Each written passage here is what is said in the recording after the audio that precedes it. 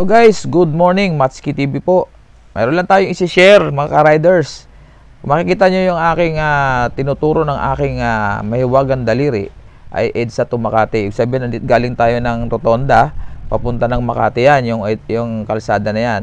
Yung sa taas na yan ay flyover, galing ka ng Makati papunta ka ng tramo Aurora Boulevard papunta ng terminal. So andito tayo sa ilalim ngayon sa EDSA.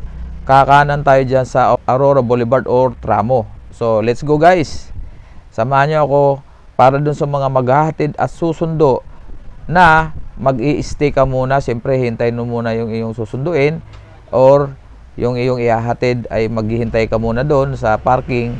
Ito ang tamang daan para papunta doon sa Terminal 3. So let's go guys, samahan niyo ako para doon sa mga nagtatanong, kasi ako nasubukan ko na rin kasi maghatid, nahirapan ako at pagsundo, hindi ko alam kung saan papark.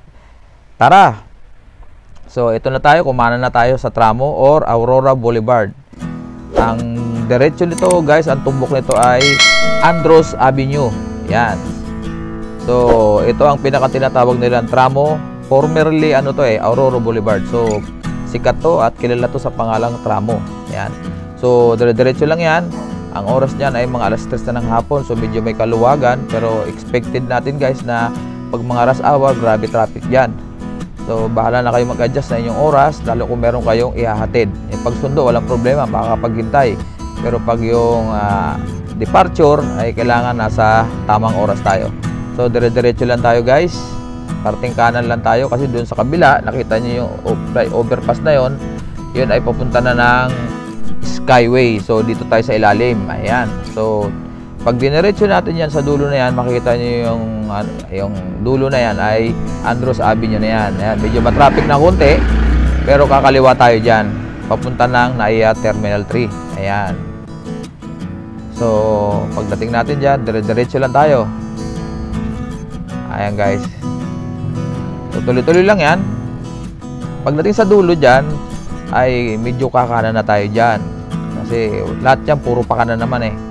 So dito tayo nagkakaproblema ngayon sa pagdating na dyan sa may kung saan ka magpapark, saan ka ba talaga pupwesto.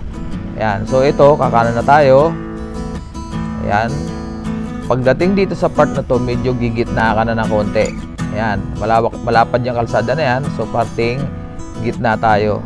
At makikita natin dyan sa taas, sa signage, may nakalagay na departure. Ayan. So nasa parting gitna tayo, tandaan natin. Ayan ang departures.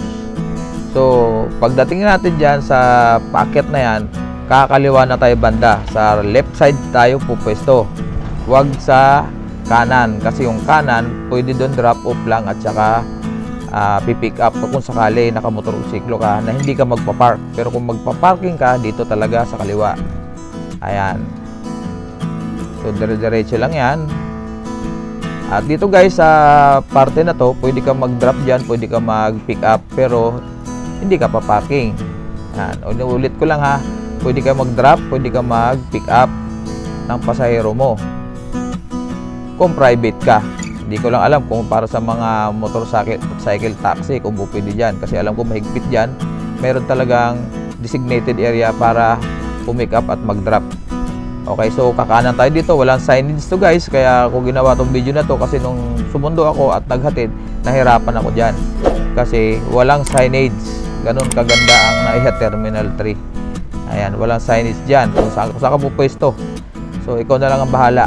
So pag nalito ka, nagkamali ka, bababa ka naman doon sa sa kaliwa, iikot ka na ng resort pool, balik ka na naman dyan hanggang makuha mo kung saan ang tamang parkingan. So dito tayo ngayon sa entrance ng ticketing.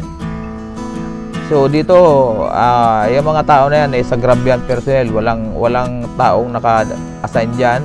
So pipindutin mo lang yung ticket, lalabas yan, automated siya para kumuha ka ng ticket. Ayan. So ayan na, nakakuha na ako ng ticket, diretso tayo, kusang aangat yan pag nakakuha ka ng ticket. So kakanan tayo dito banda, sundan nyo na lang kung saan ang aking kaliwa o kanan, basta sundan nyo na yung aking video hanggang makarating tayo dun sa taas. So ito, kung 4 wheels naman ang gamit mo, pwede ka mag-park dyan kahit saan dyan. Yan. Bahala ka kung saan may open slot. para sa mga 4 wheels lang yan. Hindi po pwede dyan mag-park ang motorsiklo, guys. Tandaan nyo ha, hindi po pwede mag-park ang motorsiklo dyan. Uli, titikitan kayo. Para sa mga 4 wheels lang yan. So ito, dire-diretso lang yan.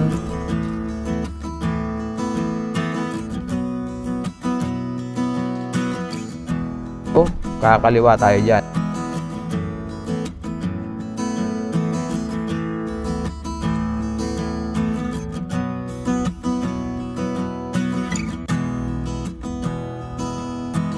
Dito, yan, umakyat tayo sa rampa ng konti. Yun sa dulo na yun, andun ang parking. Makipansin nyo yung outpost, walang tao. Diretso lang kayo dyan. Diyan tayo magpa-park ng ating motorsiklo kung maghihintay tayo. Ayan. So ako dito ko napiling mag-park. Lawak naman dito yung parking doon sa kabila, ayun oh. Doon. So pero dito muna ang pinupuno hangga't may bakante pa. Yan. So yan guys.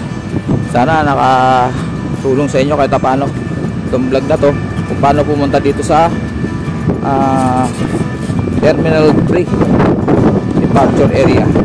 Kung kayo pa susunduin, dito rin ang akyat nyo, huwag sa arrival. Sa arrival kasi ang pupwede lang doon yung mga motor taxi, ang pupwede doon sa arrival, sa baba lang.